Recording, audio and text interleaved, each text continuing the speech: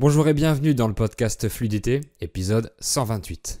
Alors combien de jours fériés il y a en France? Qu'est-ce qu'ils représentent? Est-ce que personne ne travaille un jour férié? Est-ce qu'ils sont payés? Je vais répondre à toutes ces questions dans cet épisode, alors restez à l'écoute. Tu apprends le français? Fabien te propose des contenus en français courant qui parlent de culture, d'histoire, de géographie française, mais aussi des biographies, des dialogues ou des astuces d'apprentissage. Bienvenue dans le podcast Fluidité. Avant de commencer, je vous invite à rejoindre notre club VIP. C'est ma page Patreon où vous avez du matériel pour étudier mes contenus et devenir meilleur en français. Par exemple, pour chaque contenu que je fais, vous avez des bonus comme la liste du vocabulaire, les transcriptions bilingues, la version audio et vous recevez les contenus quelques heures avant le public. Le club VIP, c'est aussi une grande communauté avec plus de 350 apprenants de français et on discute ensemble tous les jours sur un groupe Telegram privé. On fait différentes activités de français 2 fois par semaine en appel vidéo, donc vous pourrez aussi pratiquer votre français, trouver ou partager des ressources avec d'autres apprenants du monde entier.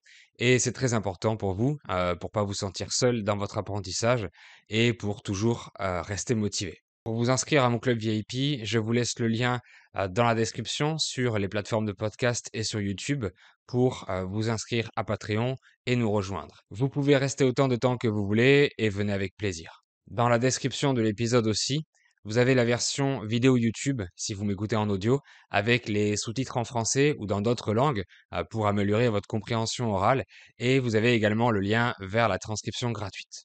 Ce mois-ci, il y a eu 4 jours fériés pendant lesquels les Français ont pu se reposer, mais c'est pas le cas tous les mois évidemment, puisqu'il y a 11 jours fériés en France. Et mon pays n'est pas celui qui en a le plus, puisque certains en ont 15. Et ce sont pas les mêmes événements qui sont célébrés chez nos voisins, donc je me suis dit que ce serait intéressant de vous expliquer pourquoi ces jours sont pas travaillés et ce qu'ils représentent dans notre culture. Je vais en profiter pour vous dire comment ça fonctionne chez nous en termes de loi, c'est-à-dire si personne ne travaille, s'ils sont obligatoires, etc. Commençons par le premier jour de l'année, qui est férié dans beaucoup de pays qui utilisent le même calendrier qu'en France, qui s'appelle le calendrier grégorien. Je parle évidemment du 1er janvier, qu'on appelle aussi le premier de l'an ou le jour de l'an. Ce jour est férié simplement pour marquer la nouvelle année, pour la célébrer, et on en profite par la même occasion pour se remettre de notre soirée du 31 décembre.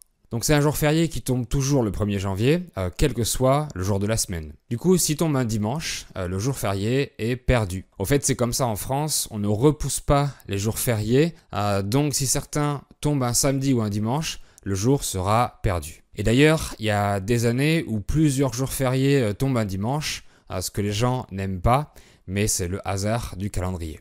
On continue avec le deuxième jour férié en France, le lundi de Pâques. C'est le premier jour férié qui est d'origine chrétienne, et Pâques est l'une des fêtes les plus importantes du christianisme, puisqu'elle célèbre la résurrection du Christ. Pâques est un dimanche et le jour férié est le lendemain, le lundi de Pâques, qui tombe obligatoirement un lundi. Mais la date n'est pas fixe, vu que le dimanche de Pâques se situe chaque année environ entre le 22 mars et le 25 avril, et cette date est calculée en fonction de la lune, mais je ne vais pas vous expliquer le calcul ici. En tout cas, vu que le week-end en France c'est le samedi et le dimanche, les Français ont 3 jours de repos pour Pâques. Le jour férié suivant, c'est la fête du travail qui tombe le 1er mai. Comme son nom l'indique, on célèbre le travail tous les ans à la même date depuis 1947. En France, c'est un jour obligatoirement chômé pour tous les employés, sauf exception pour les établissements ou services qui ne peuvent pas s'arrêter, comme les pompiers, les hôpitaux, etc.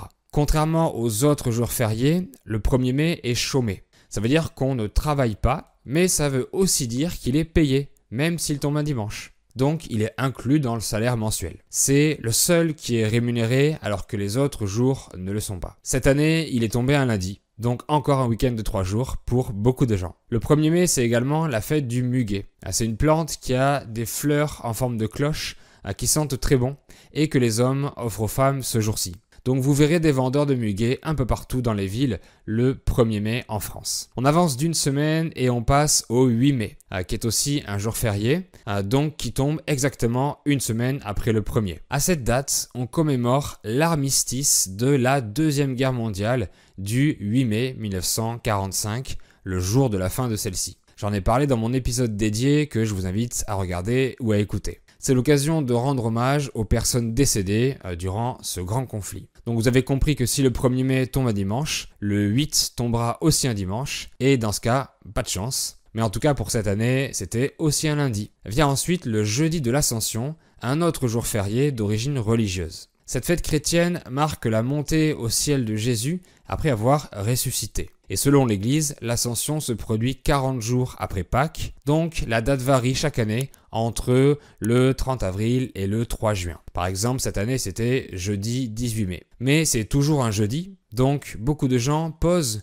un jour de repos le vendredi pour avoir un week-end de 4 jours. C'est ce qu'on appelle faire le pont. L'Ascension est un nom commun qui veut dire l'action de monter. On peut parler de l'ascension du Mont Blanc par exemple, et vous connaissez peut-être le mot ascenseur de la même famille. Le verbe ascendre existe, mais il n'est pas utilisé. On dira monter et le contraire est descendre. Puis le jeudi de l'Ascension est suivi par un autre jour férié d'origine religieuse, le lundi de Pentecôte. Encore une fois, son nom parle de lui-même et nous indique qu'il tombe toujours un lundi. Son calcul se fait également par rapport à Pâques et ce sera 49 jours après. À la Pentecôte, on célèbre la descente du Saint-Esprit sur les apôtres de Jésus. Ce lundi n'est pas obligatoirement férié, ça va dépendre des conventions collectives des entreprises, donc des règles des contrats de travail de l'entreprise ou du secteur de travail. Donc certaines personnes le travaillent et d'autres non. Maintenant, on arrive en été avec le prochain jour férié qui est le 14 juillet. Normalement, si vous connaissez l'histoire de France, vous savez déjà pourquoi c'est un jour de commémoration. En effet, c'est la fête nationale du pays, le jour où a commencé la Révolution française, le 14 juillet 1789,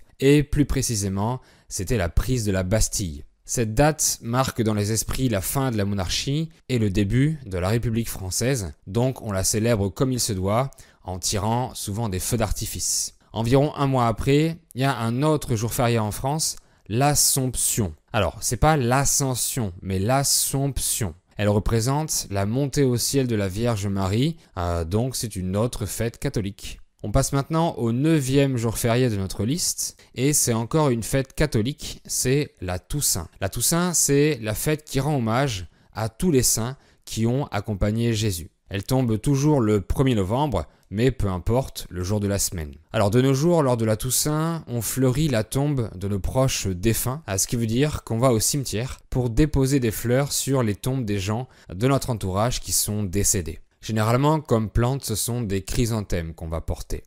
Du coup, vous verrez des chrysanthèmes à vendre un peu partout autour de cette date.